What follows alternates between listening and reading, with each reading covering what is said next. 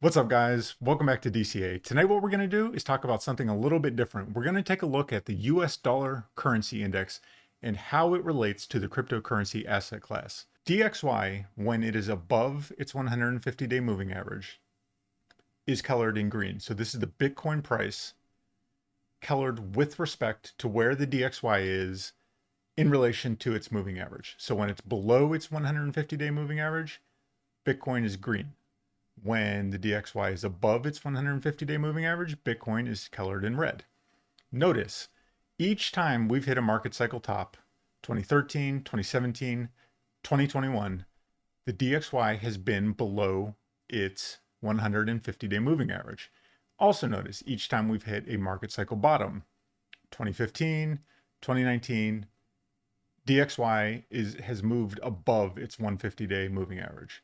DXY is lower, below its 150-day. Bitcoin is able to go on and hit a new all-time high. Then it gains strength, goes above its 150-day, and risk assets like Bitcoin plummet. So we've seen this multiple times now. At best, there was one time where for an extended period, the DXY was above its 150-day and Bitcoin was able to continue higher. Okay. But notice it didn't truly go parabolic until the DXY ran out of steam and fell back below its 150-day. Also take note, the market cycle came to an end when the DXY was regaining strength and heading back above its 150-day. And that's when we went from 2018 all the way out to 2020 essentially sideways. So this is a very important indicator for crypto. This shows when the DXY is above, okay, so when it's above its 150-day moving average and rising. So this is the DXY 150-day moving average. So if we're above and the moving average is rising, that is this here. So on average, Bitcoin is up 0.8% per week. If the DXY is above and falling, then on average up around the same, around 0.8%. So this is, the whole point right here. When the DXY is below its 150-day moving average and rising, so, that would be something like here, we're below it, but the DXY has shifted momentum, is now coming up. It's up 2.3% because it's still below the 150-day moving average. And now this is when Bitcoin shows its most strength, is when the DXY is below its 150-day moving average and the moving average is falling. So like periods like right here. And then this just sums that all up. If the DXY is above its 150-day, on average, Bitcoin goes up 0.8%. If it is below its 150-day, regardless of whether it's rising or falling, Bitcoin on average goes up 3.7% per week. So when the DXY is below this blue line, returns for Bitcoin and therefore, for the general cryptocurrency asset class are much, much greater when DXY is below its 150-day moving average. And this is all because when the DXY is lower or heading lower, there is more appetite for risk assets. When it is higher, the financial sector loses that appetite for high risk assets, okay, and moves into dollars. We're looking at Bitcoin, but you can apply this information to the entire crypto asset class, no matter what altcoin you're in, because Bitcoin is the market mover. What's good for Bitcoin is good for all of crypto. What's bad for Bitcoin is bad for all of crypto. Just keep this in mind here.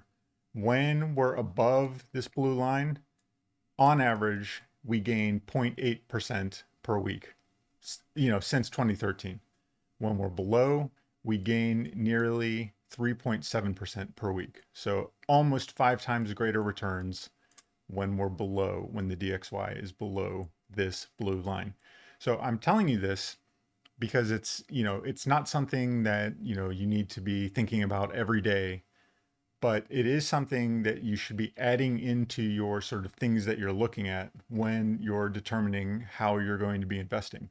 It's just another tool to add into your toolbox of assessment, because you don't want to just go into things blindly. You want to have a plan and you want to know what the overall macroeconomic picture looks like.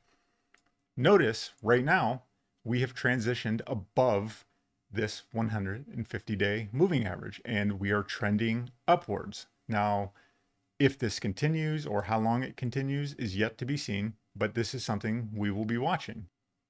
What we're looking at on top right now is simply the DXY. So the pink line is the 150-day moving average for the DXY.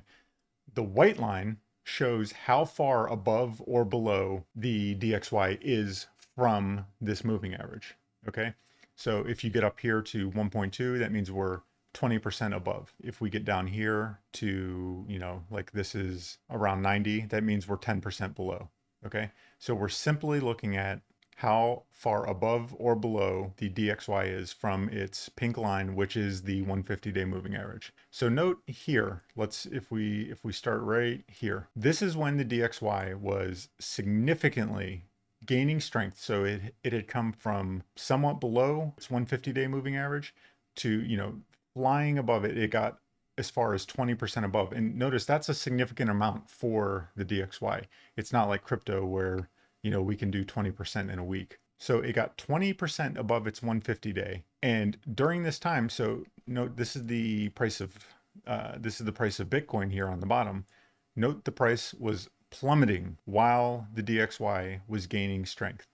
When it peaked and made a reversal, what did Bitcoin do? It bottomed and made a reversal and started coming up all the way until Bitcoin hit this, market cycle peak in 2017. Okay, then DXY gained momentum, and as it was gaining momentum, Bitcoin lost momentum and started falling.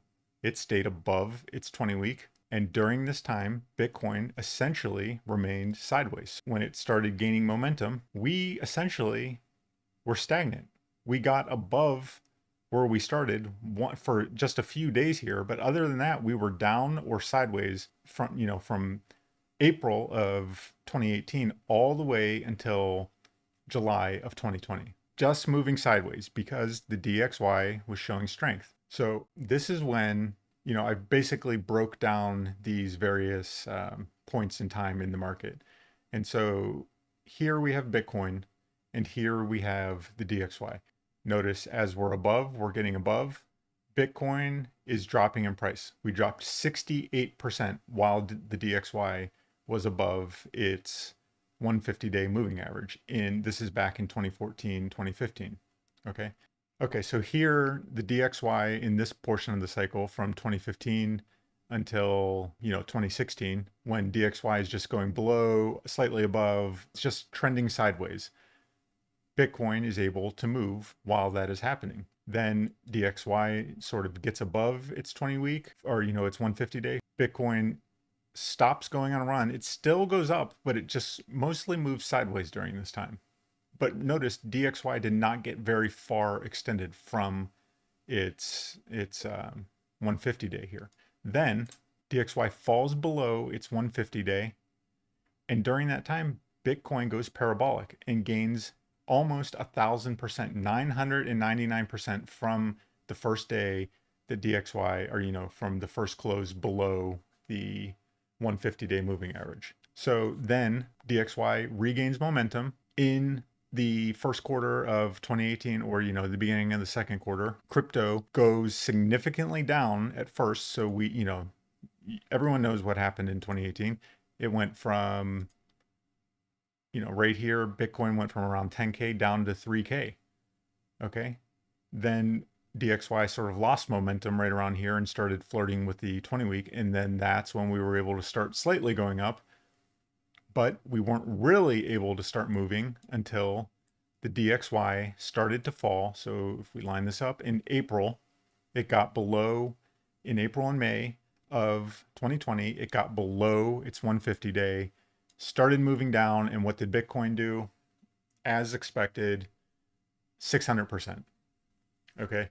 Now I say this because we have moved above the 150-day moving average for the DXY. So this begs the question, how long is this going to continue and will it be extended? Because If the DXY starts to go on a run and starts to really get extended from its 150-day moving average, as we have showed many times in the past now, if this happens, it likely will not be good for crypto. And, I know people don't like to hear this, but it's something you need to be aware of. Okay. This could last a couple months, or it could last years, like we've seen before, where crypto just moves sideways for an extended period of time.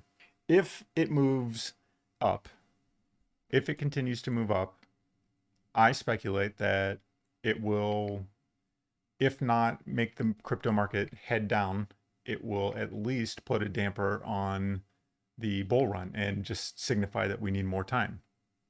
Now, if it heads back down, then we could see ourselves go on a parabolic run.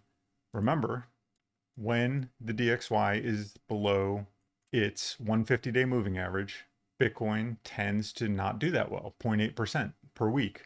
When it's below that level, so when it's above 0.8%, when it's below 3.7%. So this is what we want. We want DXY to remain below its 20-week moving average. Okay. Okay. So this is just something to watch for. It's nothing to be panicked about.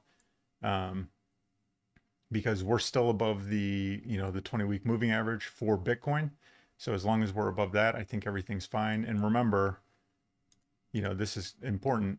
Even though the DXY being above its 150-day moving average has overall not been great for Bitcoin, it's still on average up almost 1% per week, but it's significantly worse than if it's below, if the DXY is below its 150-day. Nothing to be panicked about, guys. Just add this to the things that you are watching out for.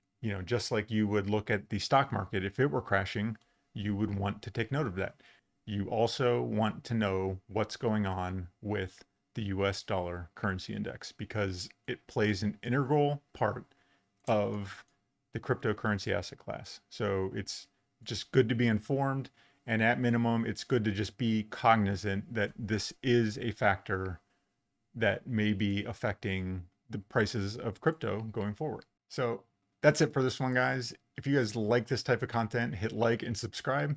If you do like it, leave a comment. If you don't like it, leave a comment. Let me know, because quite frankly, these are very time-consuming videos to make.